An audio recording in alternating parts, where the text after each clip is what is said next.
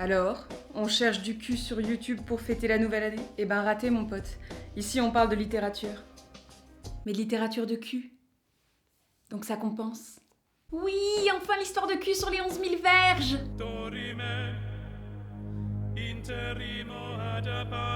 Permettez-moi de commencer l'année par une bonne question.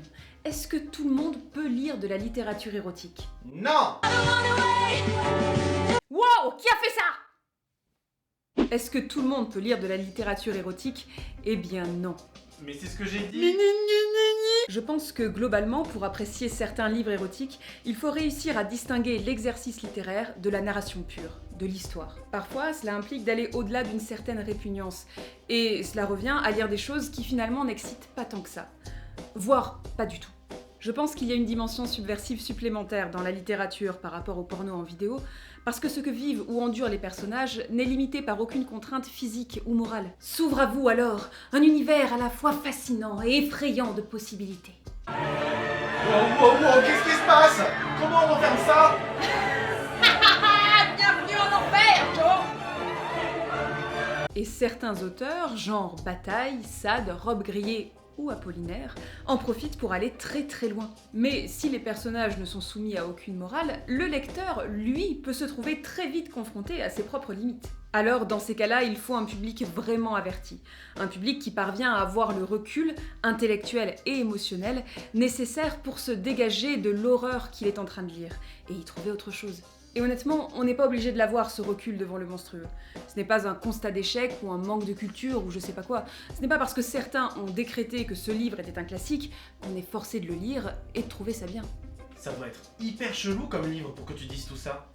Tu n'as même pas idée, mon petit pote.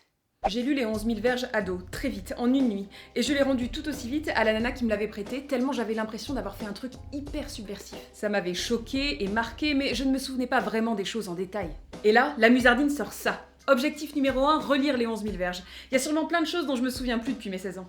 Ah ouais, en 1960. Ton père c'est Edith Piaf. Non, rien de rien. Et ça s'est plutôt bien passé. Oula. Comment que...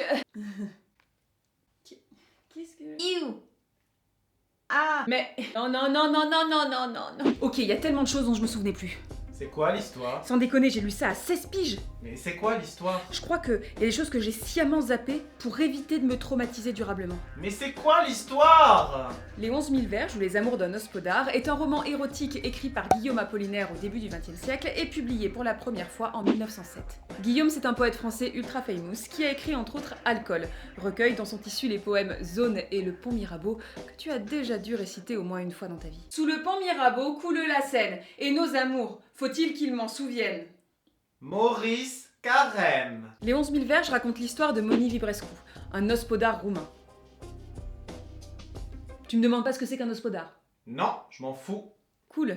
C'est un genre de cheval, c'est ça? Oui. Non! C'est un mec au placé, un genre de sous-préfet. Ah, c'est un gratin. Non. Ah oui, si. Oui, si on prend dans le sens du...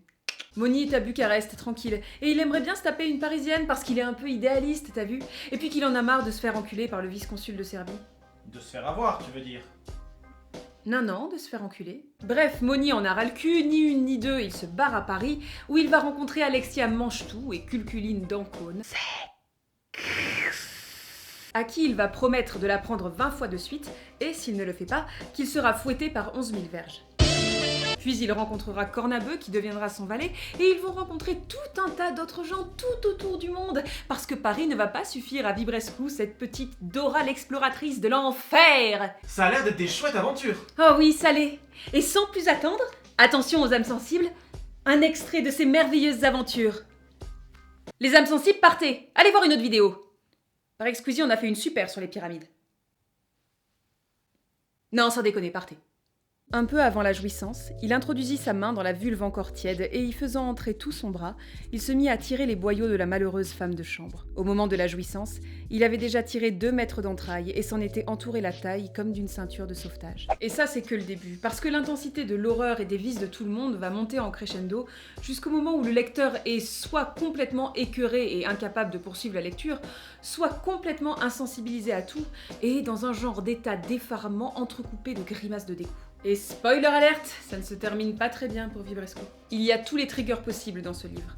Du viol, de la pédophilie, de la coprophilie, de la nécrophilie, de la zoophilie, de l'inceste, de la violence tellement hardcore et tellement décrite comme des genres d'affreux tableaux surréalistes. Surréalisme qui est un genre qui vise à s'affranchir de toute règle, toute logique, toute contrainte, et dont Apollinaire sera considéré comme l'un des précurseurs. Et tu sais qui d'autre est considéré comme un surréaliste ? Jules! Non, Georges Bataille. Histoire de l'œil, traumatisme. Et comme avec Bataille, on sent là aussi une volonté de s'affranchir de cette morale bourgeoise qu'Apollinaire méprise, de se moquer des conventions que certaines et certains respectent tant. Et en même temps, ces histoires affreuses, violentes, perverses, elles te font penser à... Jules? Non. Sade. Et là aussi, c'est assez compréhensible puisqu'Apollinaire s'est pris de passion pour les grands textes de la littérature érotique ancienne et particulièrement pour, je vous le donne en mille, Sade. Mais on peut estimer que Sade cherchait à faire passer un message derrière les horreurs perverses, comme on a pu le voir dans le premier épisode d'Histoire de cul. Ah ouais, ok. Autopromo dans tous les coins de l'épisode, quoi. Apollinaire, lui, semble surtout vouloir choquer, faire du second degré, faire rire, ce qui permet de continuer à lire malgré l'horreur sans se sentir trop mal. Ou au contraire, on peut être d'autant plus choqué de voir des horreurs traitées avec autant de détachement. Personnellement, je ne sais pas si c'est parce que mes nerfs ont lâché au bout d'un moment, mais j'ai un peu ri de temps en temps, plus qu'avec Bataille en tout cas.